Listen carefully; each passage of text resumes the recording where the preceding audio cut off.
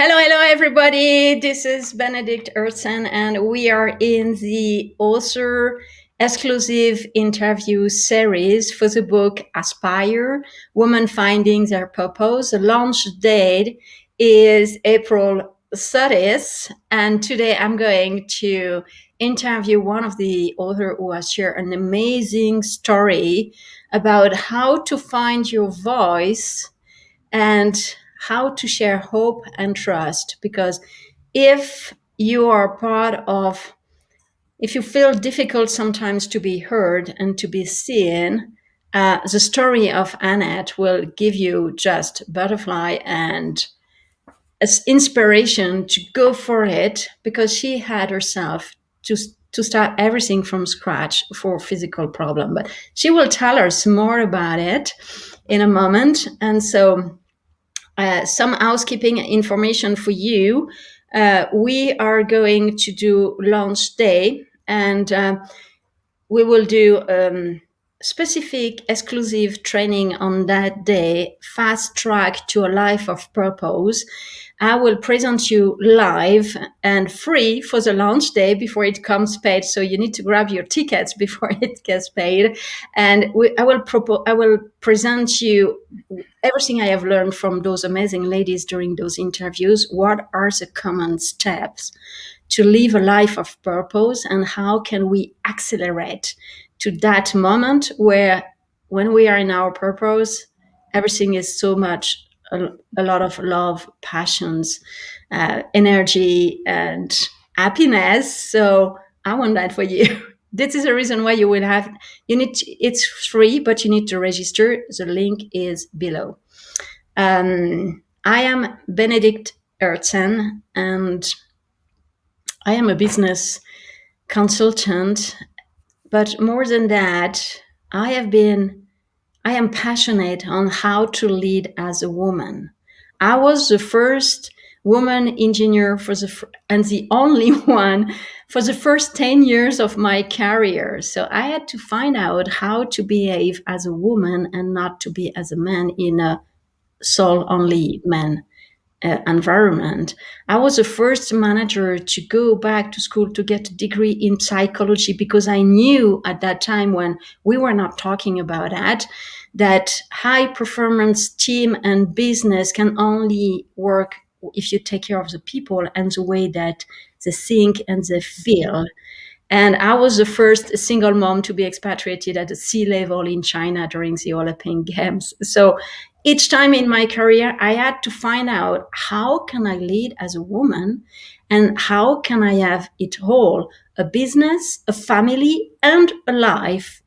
And all of those 35 plus years of experience as corporate VP, business owner, and entrepreneur, I put everything in what I call the feminine leadership model, which is the way for a woman to stay a woman and yet to step up in leadership and be successful in this role. So this is few words about me. And I am today the owner interviewer of Annette O'Donnell, who will tell us more about her story and herself. The floor is yours. Thank you so much, Benedict. I'm so grateful for you for running this whole series of interviews with all the authors. It's such a massive undertaking you've done, but I've been watching interviews, and it's so beautiful to meet the people before you read about their story and what they've been through. So thank you so much for doing this. It's absolutely amazing. And it's actually a miracle, because 6 months ago, I would never be able to appear on camera particularly very well, confident, happy, and relaxed, because my story is all about communication and about what happened to me a few years ago. But at present, I've come through all my journey in life. I mean, I'm 56 now already. doesn't fly by. It's 1 minute you're 35, the next minute you're 56. Yes. And a lot happens in that time. So I must say, I'll start with where I am now, and then I'll connect back to where I was, because now I'm working and loving my life because I'm alive, but also because I'm a mindset and empowerment coach. I see so many people that struggle in this world to be seen, to be heard. It might be in a marriage, Benedict. It might be in a workplace. It could be anywhere, as a child, as a teenager, as an adult. So I learned the hard way how to regain your spirit, your truth, and your confidence to speak out. So that's what I do now. I've had how many years? Probably about 30-year journey, which has involved a huge spiritual awakening, a huge life-threatening illness, and several other complications on the way to really test me to see how serious I am about sticking to my life purpose and my dreams, really. So let's go back to in my 20s. I remember hearing your interview earlier. You said at 23 you were an engineer, weren't you? You were a female engineer in your company. So in your early 20s, you don't know much about the world, but you just go by what your passion is and what you want to do and what your mind's telling you and your intuition. So in my 20s, I loved art. Oh my God, art was my thing. As a child, I painted, I drew. I was quite rubbish at it, but I loved it. And by the time I was 17, 18, I decided I'm going to art college. I want to be a famous artist. So I applied to all these art foundation colleges in London, up north, and I got a place at a brilliant art college, which was really sought after. I got a place, and there was my career in the art business. I trained as an artist. I learned all about graphics and design and all that kind of stuff. And then I had a chance meeting. I say chance because now I know that there's no chances in life. It's all meant to be. Yes, no, there is no chance. We create our own chance.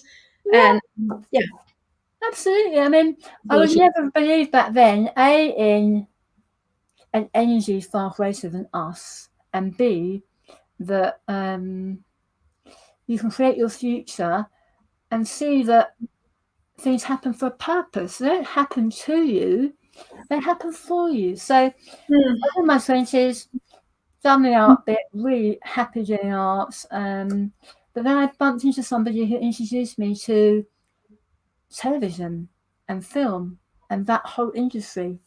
yeah, And they that's said to me, amazing. I mean, do you want to be a PA? I was like, I don't know how to type, I can't be a PA, but I was offered an interview to be a PA in a film crew, a film shoot in a company that I absolutely adored.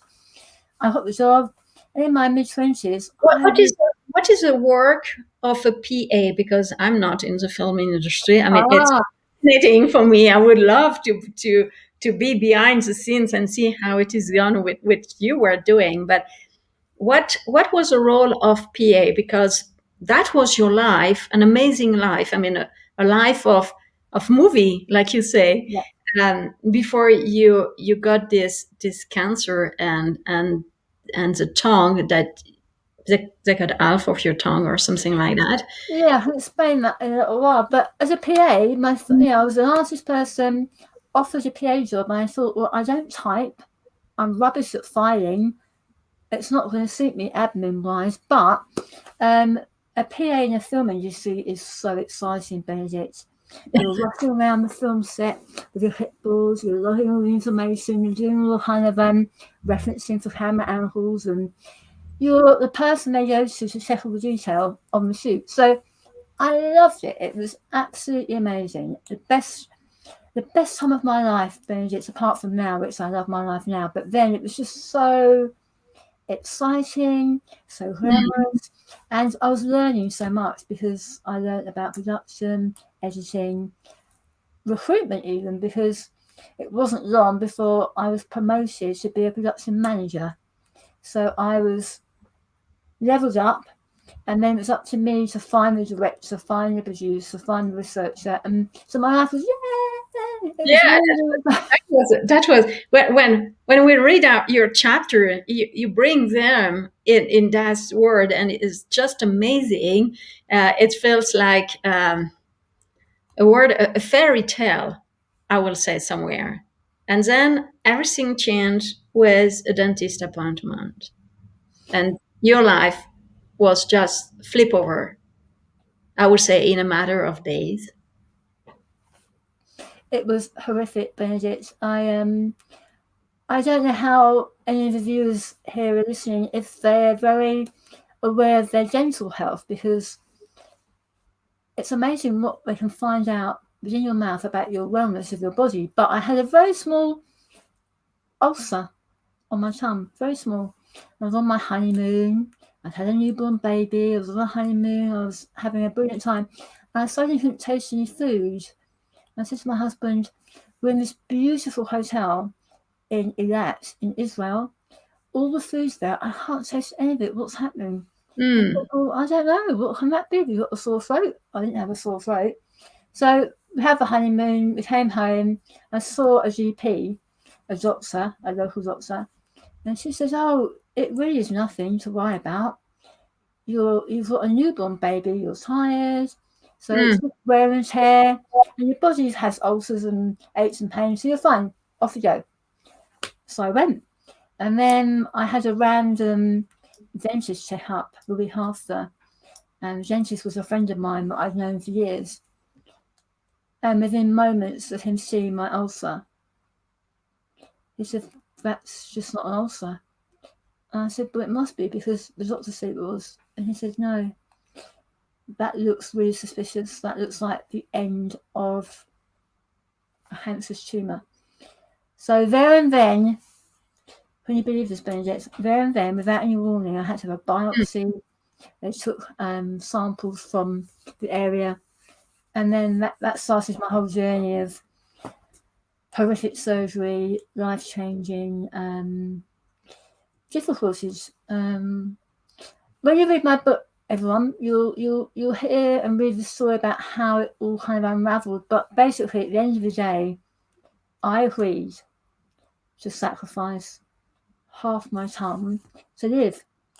And at the age of 28, that was shocking, Benedict, because when you're young and you have no health issues that you've ever experienced before, your face is your shop front. It is when you're female and you're in your 20s. You know, you're very aware of how you look, let alone how you speak. So Yes. that happened, and I was very, very, very poorly for a long time.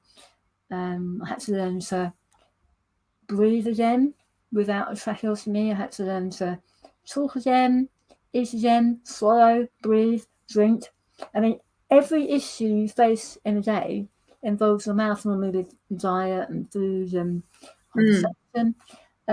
So it's taken me a long time to feel confident enough to even be on camera, talk about it. Seriously, because I had probably 30 years of feeling I could not be seen or heard because I had so low self-worth. My self-worth, I felt so ugly. I mean, these days I had constructive surgery to lift my face and do bits and bobs, and also I'm a healer, so I do Reiki on myself every day. So my later years in life have taught me how to nurture and hearten my cells and my body, which is another journey I've been on. But yeah, Benedict, that's the basic shocking thing that happened to me at the age of 28. Yeah, and well, your chapter is just amazing. So if you are listening to us, the book launch day is April 30th. You need to buy it. To read that book, you have 20 amazing stories of amazing women, by the way, who are sharing with their heart what happened to them and how did they find their own purpose to help you find your own purpose. So I am more than happy to have interviewed all of you to share your story with a larger public and to have the chance to tell more than what we can say in just a couple of pages. You are talking in your story about two kind of confidence, and I would like to focus to deep dive a bit a bit with you. You are talking about emotional confidence when you're talking about the therapy that you needed to find to heal your mind, your spirit, and your body at the same time. And then later on in your story, you are talking about how the physical confidence is something that you transmit to somebody, and how the smile will exhibit a confidence. And so there is, when I was reading your chapter, and then you were talking as well about self-confidence, and when I was reading your story, I was thinking, it's amazing. She's talking about two confidence, the inner confidence and the outer confidence. The inner confidence is the confidence that we feel for ourselves when we are alone in front of our mirror, or not even in front of our mirror, but in our mind, to say, okay, can I really do that, and so forth. And there is this inner confidence that you call the emotional confidence, and I love this wording. And there is this outer confidence, the way we show up to people around us, and that can show, exhibit, as you said, a confidence that you don't necessarily have inside. And I found it just spectacular, because I find that so often in my clients who want to lead as a woman, there is this disconnections between the inner world and the outer world. And you were able to match them. Tell us more Yeah. about I was able to match them on several different occasions. Early on, in my late 20s, early 30s, recovering from all the completely transformational surgery I had.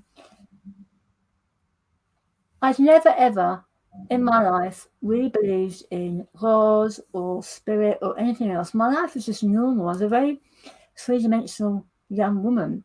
And then during those early 30s, I had this massive spiritual awakening, which is a reason I found my confidence, because I was boosted and loved by something far greater than any of us would ever see or know.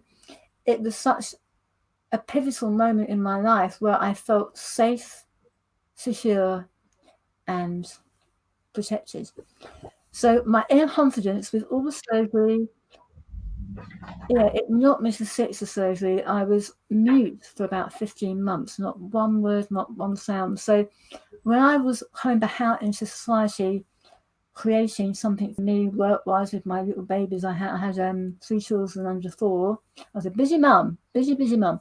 I had spirit energy, this bright light that appeared to me on my own in my bedroom, and it made me feel, this is for real, it made me feel, Benedict, that every cell in my body was being painted with love.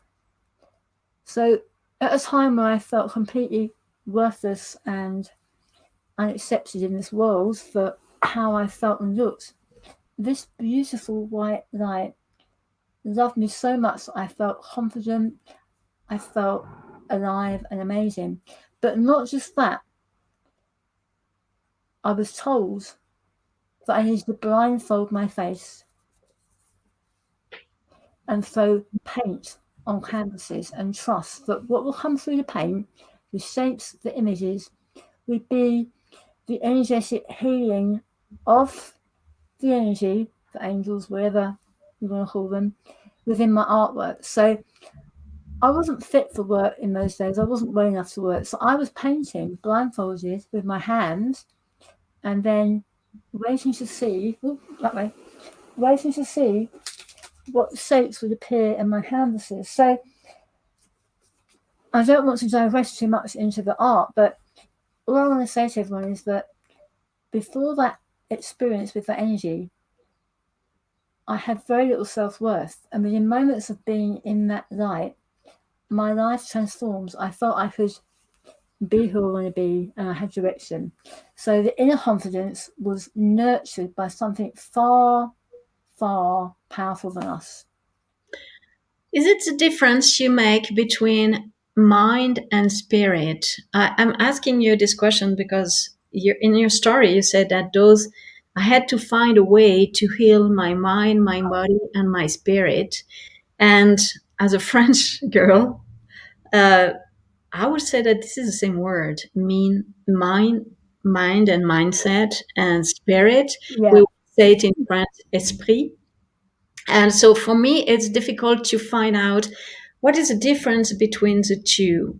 But you were talking about energy. So is the spirit something that is much more in a kind of energetical um, dimension, when the mindset is and the mind is more in a mental dimension? Is it the correct definition, or? I think it's very complex to answer that, really, Benedict, but I think it's far bigger than us. The mindset and the spirit is connected within the mind. I studied Bob Proctor in recent months, and there's an association and connection between universal energy, or whatever energy you want to talk about or understand it as to be, and your paradigm, your own programming, your mind, your thoughts, your beliefs, your background in your life is so filed in your mind that, my feelings of self-worth were so low because I told myself that. And as we know in life, whatever you believe to be true is true. Yes. So whenever when you're in a crisis, whatever crisis it is, you need to change your beliefs and change your thoughts to free your confidence, your spirit, and move forward, which reflects in your mindset. So it's all in one, Benedict, I think, all in one, energetically outside of you and within you, and you work together. So I found ways of communicating less verbally, but more through art and through healing. That was my journey, really. Because I was mute, I lost a lot of my senses. I was actually blind at one point from all this drama, but if something's lacking, something else in your body heightens. So I found that over all of this time, my vision, my hearing, my sense, my hair sentience, it's all been highlighted. And that's how I've dealt with it. But I work with women and people that haven't been through trauma. They just can't find the confidence to speak out or to have an interview or to be in a relationship where they feel that their voice is heard. I mean, it hasn't got to be a serious illness to make you feel low self-worth. It can be anything, really. Mm-hmm. Why did you choose to be part of this adventure? I mean, people knock at your door and say, "Would you want to tell your story in a published author book?" And why made you jump into the adventure and say, "Yes, this is for me"? Because I knew that it was serendipity.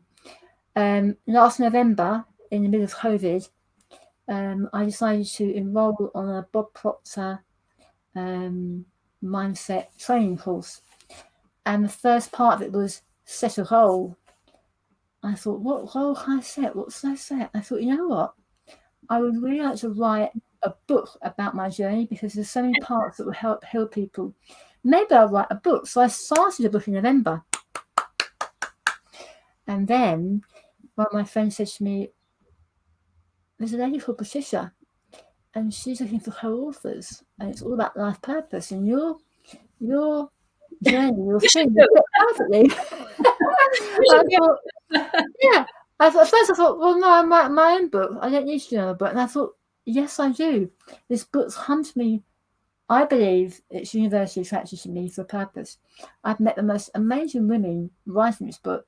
And also, I've never written a book before. I'm so a novice. But I sat down to write this chapter and it flowed out of me within 3 days, done. It was just such a heavy download, the whole way I formatted it. So that's why I joined, because I felt impulsively that I had to be part of it. When I found out more about the book, I just thought you couldn't find a more perfect theme for my chapter. You just couldn't. It is made for me. So it took me about 5 seconds to say, yes.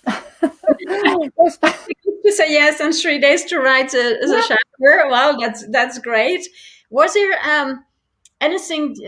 Was there something difficult in this journey to write your chapter, or it was just flowing that way and it was so easy for you? At first, I thought it might be upsetting to go back to the issues, but I actually loved it.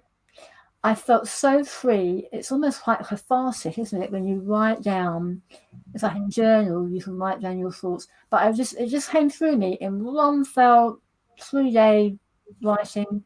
And I actually felt quite sad when I finished it because I thought, oh, I might have to do this whole thing another time somewhere else in something else. But it just felt so lovely. I enjoyed it. It really made me feel whole, complete, and healed. Oh, I love that. I love that because even though it was easy for you to write your chapter, you still get something just by sharing your story. And for me, it was difficult actually because I registered for this book something in December, I think just before Christmas. But I didn't really try to write anything before end of February, beginning of March, when the deadline was coming. And I was thinking, okay, it's time to to do it. So it was still very easy to write, but it has brought so many things in me that um, it was not painful. It was just opening. And by sharing my story, there was a lot of things that used to be my life that I didn't like so much, but I didn't necessarily know it was part of it. But just by knowing it would be published and public, it forced me to work on my visibility. And when your chapter is about being heard, being seen, finding your voice, for me it was definitively that story. And especially because as a feminine leader, the feminine leadership is actually invisible. So we can be very, very efficient from behind the scene. We don't need to be visible to be efficient. So you can be a great feminine leaders and nobody knows about you, which is not good for your career. And so you need at some point to get out. But for me, as an introvert, it was very difficult. And all of a sudden, this chapter has opened something. And I love it when you say I felt wall, because it's I would not have put those words, especially because in English this is a bit too tricky for me to think that kind of feeling in English. But I can relate with that on feeling wall by okay, finally I did it. Finally I share my story. Finally it's just like if it was worth it, because if it can help only one, then it was worth not only to share it but also to have lived it, Yeah. to create a better world and to help people, to inspire people to get most of their life than what the things they can get. Yeah, So I think now more than ever, in this time we're living in, it's so important that we all have someone to aspire to be with or like, or even just be inspired by their journey. Probably more so now than ever. This is the right time for this book. There's so many women that have come through the COVID issue. They might have lost their job, they might have to find new work, they might have had a relationship breakdown and moved house. There's so many issues that are new this last year that people are really having to deal with. And this book is 20 separate women, all with different stories about how they've come through adversity and through amazing things as well. But it's pure inspiration in a book. It's so important that women know they're not on their own, and there are other women out there who have done it, got through it, and are there for inspiration. yeah, this is I believe that we cannot grow alone and we cannot unleash our potential alone. We need events, we need things, we need opportunities, we need somebody holding our hands, somebody saying that, well, if she can do it, I should be able to do it. To get some kind of role models, some kind of, okay, when I grow up, I want to be like Mm. her. I want to Yeah. be able to do what she's doing. And this is all the beauty of the feminine energy that is so much collaborative. And as we work in community and as we help each others, by helping somebody, you actually help yourself. And as a coach, you certainly have the same feeling that sometimes I'm saying something as a client, and inside of me, I said, Benedict, you should listen to what you just said because this is for you as well in your life right now. There is this kind of Yeah. synchronicity that when a client is bringing an issue, it's usually at some point true as well in my life at the time that the client is talking about it. And so this is just amazing to see that. Yeah. And it's just beautiful to be able to connect with other women or other people, men as well, but have something of value that they can take and just grow with or grow from. So yeah, I don't if I could turn the clock back, I wouldn't change anything because through the mouth issue, a lot of amazing experiences happened in my life with all sorts of things. I did, unfortunately, it's not in the book, but I unfortunately had another cancer diagnosis 3 years ago. I had a mammogram that came back with an issue. So I had breast cancer 3 years ago, which was, as a 50-year-old woman, I dealt with that very different to being a 28-year-old woman with liver cancer. In my 20s, I felt quite indestructible and strong, and I had no fear about the cancer. I believed I'd be fine. It wasn't a terrifying end of life scenario.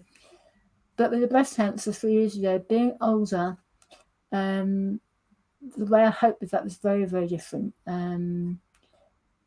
I think my life purpose has definitely shifted again in the last 3 years because it makes you value living in a moment and appreciating the life you have and the goals you want. I mean, Benedict, you have lots of clients. I'm sure they set goals for their future. But when you've narrowly escaped 2 big illnesses, you realise that every moment's precious. And if I've got a slight hole in my head, I must believe it and just go for it. There's no more, oh, one day I might do it. You have to just get all your energy and just go for what you really deserve and what you want, because life is short. Yes, life is short. And everything that can happen in life is showing us that we need to take the moment. We need to size the moment when it's coming.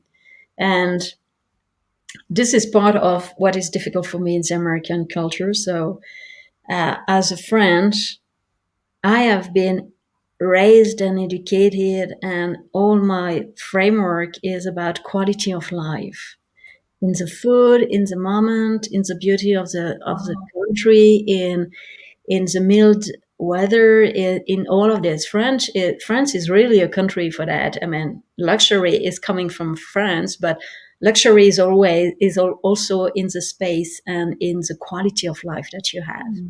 And when I arrived in US, it was only 2 years ago, and it's still difficult for me. It's that, okay, really quick, but I don't want really quick. I don't want really quick. And when my husband is saying, okay, let's have lunch really quick, and I said, no, there is no really quick in lunch for me. Lunch is a moment to take the time, to chat together, to be together, to enjoy the company, to enjoy the food, to enjoy the venue, to enjoy the time. And not just to say, okay, what is next? What is next? What is next? And this is, as French girl in US, for me, this is the most difficult part of the American culture, actually. And it's still true when I go when I go for waxing. And the lady is telling me, okay, really quick. I said, it's going to be painful. Can you just take 5 minutes more, and so it will be more comfortable for me? No, no, no, no. We have been trained to be really quick. Okay. Oh, that is, yeah, that's not good. And so I said, okay, Benedict, this is only half an hour. You can survive. So, okay. But it's not a pleasure, or already it's not a pleasure by itself. But Mm. it's not a pleasure because of this environment. You have bright lights, it's cold, and they say, no, it's cold because of the. I say, okay, but can you just take care of the customer journey? Yeah, it's so important. And everything. So I get it when you say life is short and we should enjoy every moment. But every moment is part of our daily life in whatever we are doing. Yeah, And but yeah, for baby, we only ever have this moment, don't we?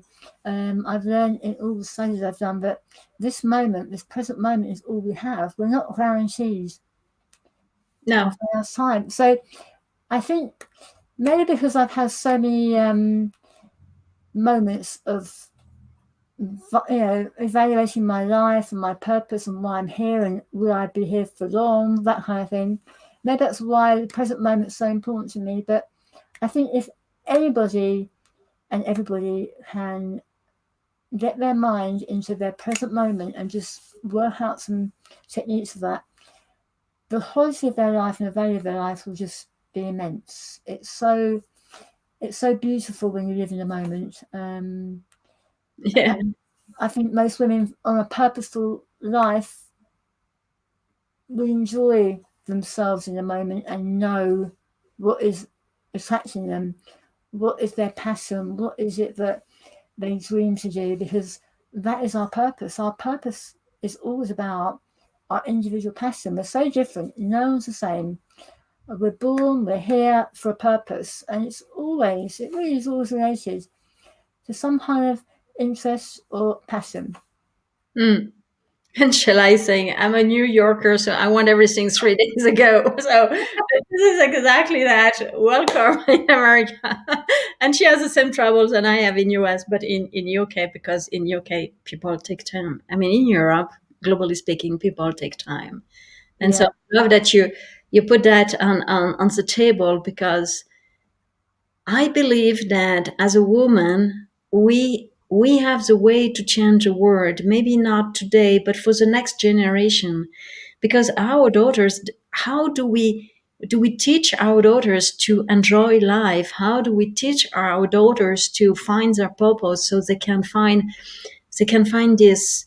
Um, I don't even know how to say, this energy, this feeling, this belief, this impression that and everything is possible. Everything is 100%. possible, and you choose what you want. And you said earlier that whatever you believe is true, and I think it's Henry Ford that says that whether you believe you succeed or you fail, you are right. Yeah, same thing, isn't it? It's the same way of explaining it. But yeah, I think it all starts, Benedict, with individuals learning about themselves, because when you know yourself and you love yourself and you respect yourself and you trust yourself, then your purpose is clearer because you believe yourself. Then you believe what you're being drawn to. So I think the most important step for most people, number one, is self-development. Learn about yourself. Yes. Yeah, and all um, one of our commenters. If you are on StreamYards, you need to allow StreamYards to show your name, otherwise we cannot see it. So I'm sorry for that I cannot name you. But one of our comments says that this book is a true representation of the multifaceted self that we have. We have multifacet, and it's easier for women to live those different facets than it is actually for men. And this is what I believe, that after COVID, we need to teach to the world on how to be in those multifaceted. And it starts by loving yourself and accepting all of those facets. And it's also taking the time to give each of them a little time in your days, or at least in your week, and if not in your months, to make sure that each of those facets can be nurtured, can grow, can blossom, can take room and be present. Because being present to life is being present with all who you are. And when we are talking about alignment, when we are talking about purpose, when we are talking about fulfillment, when we are talking about happiness, Mm. each of us inside us needs to find it. Otherwise, there is a kind of, we are not on the right foot. Yeah, and can you imagine being, at the end years of your life and regretting that you never followed your dreams or found yourself or even loved yourself? Because it's so important at some point to focus on you, to focus on yourself. Mm-hmm. So we are more or less already 15, I mean, only 15 minutes left. So this interview has been done as part of the launch party that we are preparing for April 30th. The book will be online, available on Amazon. Buy it on April 30th, because this is a way that will help us to become best-selling author. And we are just exciting about this idea.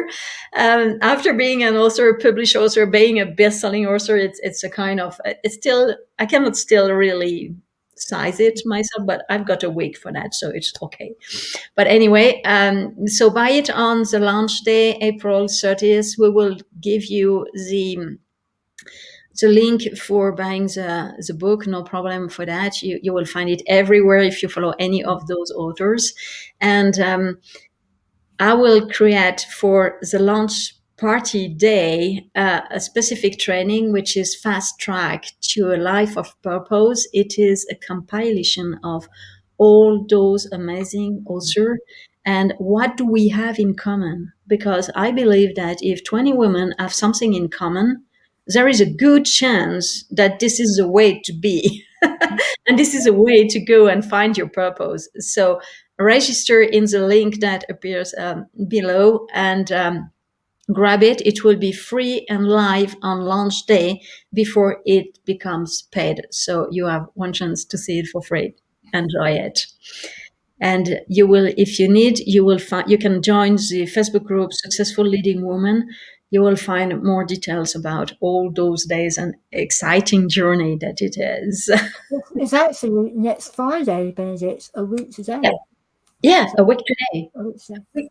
A week today. So we have 1 week to, as you said, to believe and to manifesting and to go into the shoes of a best-selling author. That's amazing. It's just like overnight success. Actually, it's overnight success, but it's a lot of work before. So anyway. Okay, so I've got a last question for you, Annette. For our audience,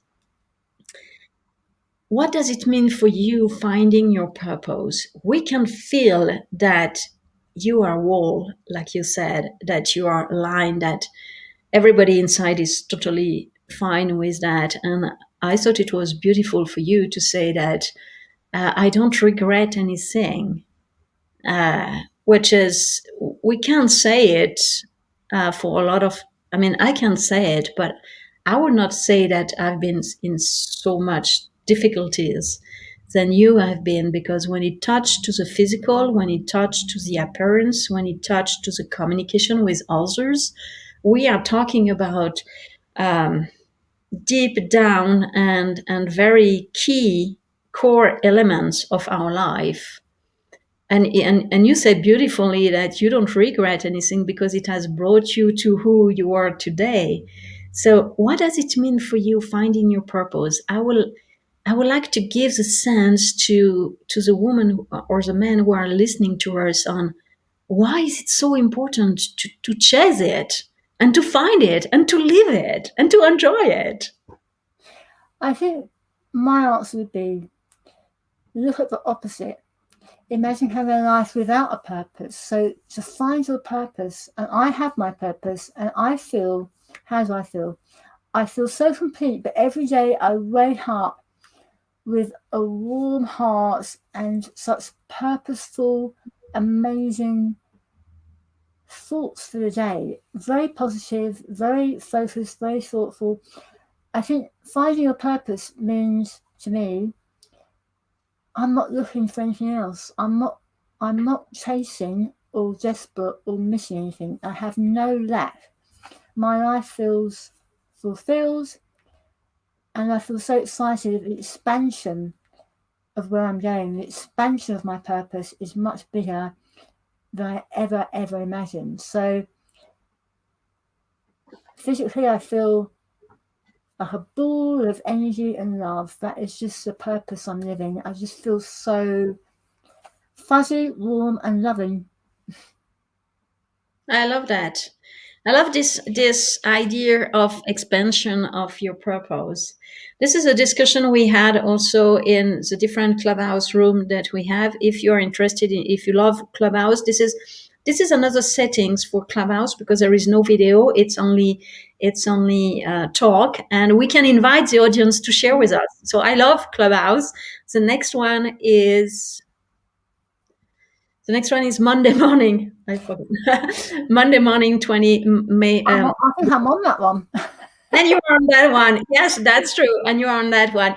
So in the different clubhouse and in the different interviews, there is the questions that sometimes came that do we have only one purpose? Or does the purpose that we have is evolving as we walk in and as we embrace it?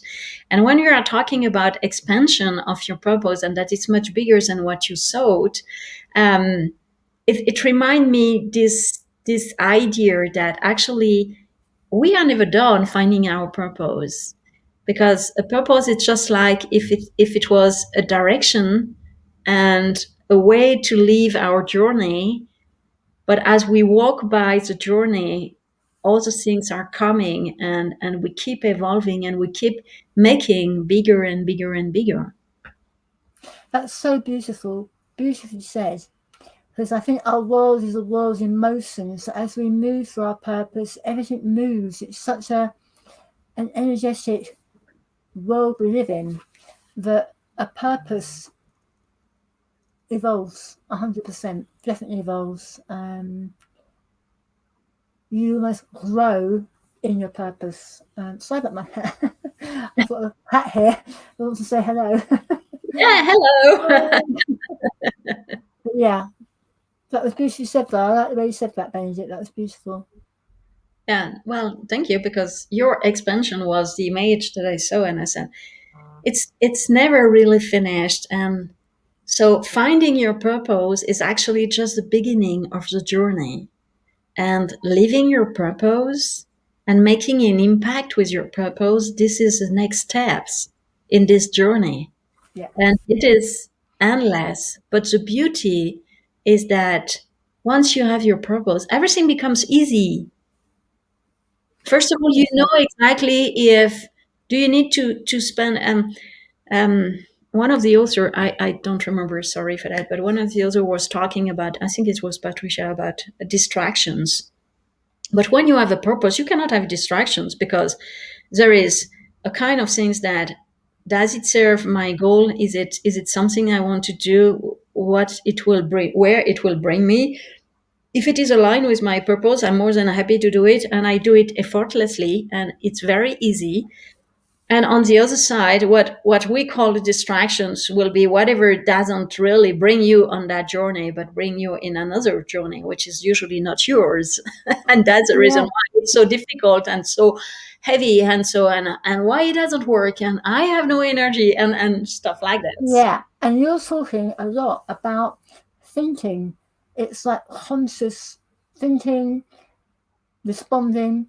But when you work with mindset and empowerment, you learn to feel. You feel the right answer and you feel the direction you should be in. So it's less about thinking and more about feeling. So you develop so many more antennae to help you on your path. We must show the book before we go, Benedict. I've got a book here. This size. Yes. The hammer's opposite, isn't it? I'm on opposite hammer. So this is our book, isn't it? Yes, it's beautiful. Beautiful cover. Well, a beautiful design. I wish I designed that. I'm an artist, but I haven't designed that. I'd like to say I had, but no. Yeah, this is beautiful. And so the launch day will be April 30th. And you get all the details for the party, the launch. Yeah. Yeah, the launch date party in the group, the Facebook group. And you need to register to get a chance to participate live to the VIP training that I'm going to do on launch day, April 30th. It will be 11 a.m., just live. We keep the same momentum as we have a momentum. We just keep the same momentum. And as you said, when we are in our purpose, everything comes easily. And we stop suffering about the thought, and we stop suffering about is it the right decision or not, and we stop suffering about what if. That is endless questions that there is no answer except the answer that we give to ourselves. And this is where self-love is so important as well, to make sure that we give the permission to ourselves to be who we are meant to be. And it's not always an easy journey. And that's the reason why I want absolutely to create this training on fast track to a life of purpose, because through all of these interviews, I believe that there is an easy way to do it. And I want to share it. And I hope I'm right. We will see. Yeah. Anyway, I will share it, that's for sure. And yeah, I believe that it can be easier than what we have been through, each of us, through our very, very different trauma, difficulties, and whatever. And yeah, this is a beauty. I was not expecting when I sign up for this multi-author book that the multi-author will be so rich, so fulfilling. So I feel connected with you. I feel like we are new sisters. We are in the same boat. I feel a sense of belonging that I was not expecting actually from this book. Mainly for me, it was okay. You wrote already 2 books and you never published any of them, so I think it's on your journey, on your path, just because this is for you. You will have deadline. You will be obliged to do it. And That what's was my wonderful, first. sorry, it's so international, isn't it? It's I'm in the UK, so it's beautiful to be talking to people in America and all around the world that are contributing, because it's a global world that feels like family. Yeah, this is one of the comments that we had earlier, is that this is really women supporting, and the community of women is so powerful, so powerful. And I really believe this is part of our feminine energy. And it's easier for men to have buddies, but it's not the same thing as community. Right. I believe it has something to do with the way we give birth as well. Yeah. Because the way we give birth, we need, and usually it used to be women. Sometimes now you can have, I don't know, I don't remember the name for it. It's a doula, isn't it? A doula or something. I don't know the name. The people who are helping you when you deliver your baby. It used to be woman, A midwife or a doula. midwife, Yeah. midwife. That was. Thank you very much. Thank you very much. And so yeah, this is part of it. You don't deliver a baby by yourself. Right. So in the most important moment of your life as a woman, you know that you can count on on a community, you can count on friendship, you can count on women supporting women. And I really believe that even if you don't have a baby, you know it because it's in our genes, in our DNA somewhere.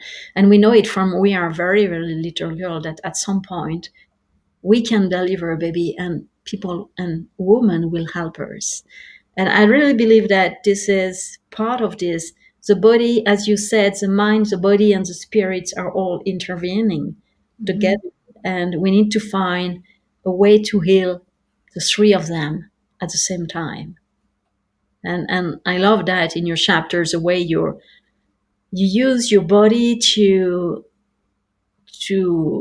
get your mind and your spirit healing your body itself, and how there is a kind of triangulation Mm. that it was like, you know, three